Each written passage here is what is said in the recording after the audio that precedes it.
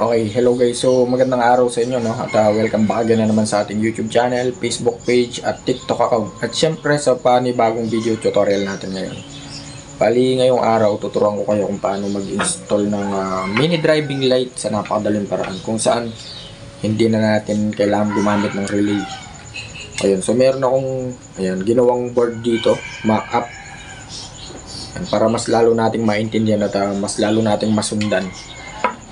Siyempre may mini driving light tayo. Meron tayong 3-way switch. Yung switch nga pala na to is 3-way. Yung off niya nasa baba, on, at saka isa pang on. Yun. So 3-way switch siya. And meron tayong battery dito. At meron tayong ignition switch. Yan.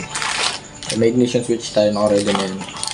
Bali ngayong araw yun nga, tuturuan ko kayo kung paano mag-install ng mini driving light sa napakadaling paraan sa lahat ng klase ng motor na hindi na ginagamitan ng relay.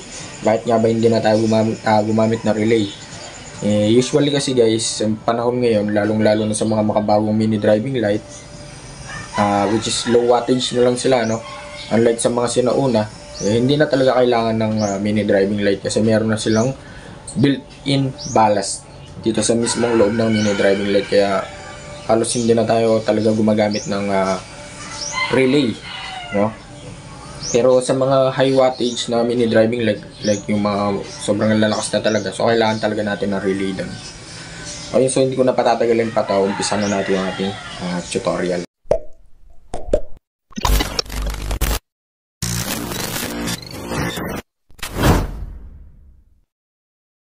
Okay, yun. So, ito na yung ating ginawang board mga boss, ano. So, andito na rin yung mini driving light natin. In-attach ko na rin siya sa mismong board para mas lalo nating maintindihan, para masundan natin. And may apply nyo kapag magdi-DIY kayo. Ayun, so sa mini driving light natin mga boss, meron tayong tatlong wire dyan. Yan, isang black, isang red, at saka isang yellow.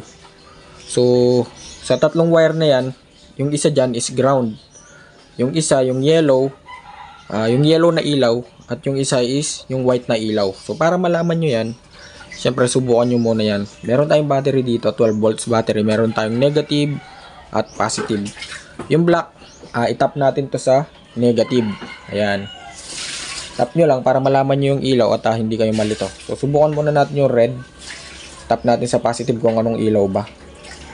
Ayan, so umilaw yung white, so ibig sabihin yung red, yun yung white natin. Yan yung yellow naman. Ayun. So umilaw yung yellow, so ibig sabihin yung yellow, yun yung yellow light natin. So same lang din dito sa kabila. So dahil same lang sila mga bossing, pagsasamahin na agad natin yan. Yung dalawang black ng dalawang mini driving light natin, pagsamahin na natin yan. Kasi same lang naman, di ba? Take note mga boss, wala tong relay Baka sabihin ng iba dyan, ba't di nilagyan ng relay? So tulad nga ng sabi ko, halos sa mga makabagong mini driving light ngayon, dahil nga low wattage na lang sila, usually hindi na talaga kailangan ng relay kasi meron na silang built-in ballast sa may mismong mini driving light. Even pan, wala na sila, no? At ang kinagandahan nun, liwanag nila kahit na hindi na kailangan ng relay. Okay, so napagdikit na natin yung tatlong wire ng ating mini driving light mga boss, no? Ayan. So wala tayong relay na nilagay dyan. And subukan natin ulit para mas maintindihan nyo. Ayan, so kung mapapansin nyo, umilaw yung dalawa. Tinap ko yung negative, yung black ng mini driving light sa negative, yung red ng mini driving light sa positive. Umilaw yung white. Yan yung yellow naman. Yung yellow itap natin. Okay, so goods. So functional yung ating mini driving light. Ngayon dito naman papasok yung ating switch. Ayan. So may switch tayo dito mga bossing. Yan, sa switch natin, 3-way switch to mga boss. Ayan. Sa switch natin, 3-way to. Itong tatlong wire na to. Yan. Sa tatlong wire na yan mga boss, yung mga wire na yan, lahat yan ay positive. So, paano nangyari yon? Ibig sabihin, yung isang wire dyan, yun yung ating common, no? or yung pinakapapasukan ng source. So kapag ka pumasok yung source dito, positive source, ilalabas niya lang sa dalawang wire na yan. So ganun lang kasimple. Kaya walang negative dyan. Baka mamaya sabihin nyo may black wire, negative yon, may green wire, negative yon. So walang negative dito sa ating mga switch. So para malaman natin yung common wire nito, try muna natin siyang ipag-connect dito. So try nating kuha tayo ng clamp. I-fix na agad natin yung ayan, mini driving light, yung negative. Pagkatapos kuha pa tayo ng isang clamp, alligator clamp. So try natin yung red ng switch, tap natin sa may positive. Tapos tap natin yung green yellow, green ng switch at yellow ng mini driving light. So try natin pailawin. Ayan, so umilaw yung yellow. Subukan natin ulit. Dito naman yung green, tap natin sa red ng mini driving light. Okay. So ibig sabihin yung green, mga bossing, yung green ng switch, siya yung low. Take note guys, nasa sa inyo nga pala kung anong high and low yung gagamitin nyo, no? Kung yung yellow ba or yung white. Mamaya papaliwanag natin. So tap muna natin yung black wire ng ating switch, 3-way switch, sa yellow wire naman ng mini driving light. Ngayon subukan naman natin kung tumama ba tayo. So white, first switch sa white natin, second switch sa yellow. Okay, so tama mga boss. Sa mga ganitong setup, ayan, tama to sa mga ganitong setup, pero depende pa rin sa inyo, no? Kasi yung iba gusto nila yung low ng mini driving light is yung yellow. So pagbabalik ta rin mo lang ngayon yan. Yung black ng 3-way switch, doon mo itap sa red wire ng mini driving light. So yung green naman, dito mo itap sa yellow. So ganun lang.